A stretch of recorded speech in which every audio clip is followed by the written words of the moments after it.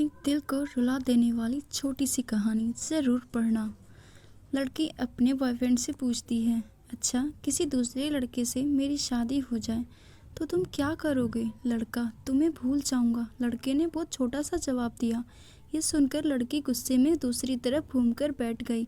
फिर लड़के ने कहा, सबसे बड़ी बात कि तुम मुझे भूल जाओगी। जितना जल्दी मैं तुम्हें भुला सकूंगा उससे ज़्यादा जल्दी तुम मुझे भुला दोगी। कैसे?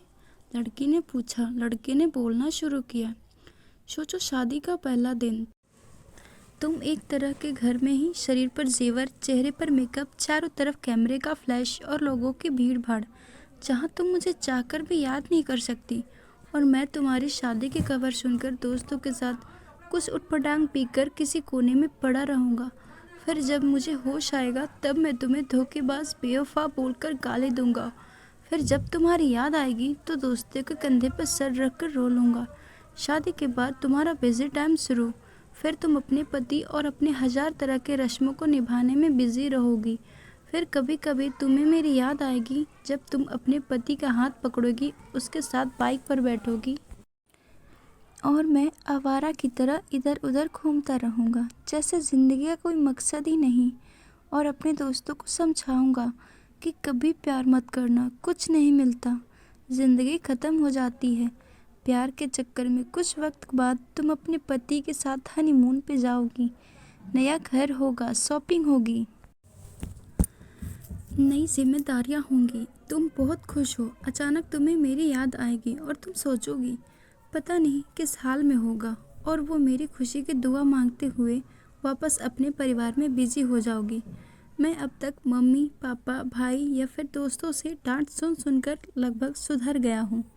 सोच लिया अब कोई काम करना है, एक अच्छी सी लड़की से शादी करके तुम्हें भी दिखा दूंगा और सबको यही बोलूँगा कि भुला दिया मैंने तुम्हें, लेकिन तब भी मैं तुम्हारे मैसेजेस को आधी रात को निकाल कर पढ़ूँगा और सोचूंगा शायद मेरे प्यार में ही कमी थी जो तुम्हें ना पा सका। फिर अपनी तकलीफ़ को कम करने की कोशिश करूँगा। 2 साल बाद अब तुम कोई प्रेमिका या नई दुल्हन नहीं रही, अब तुम माँ बन चुकी हो।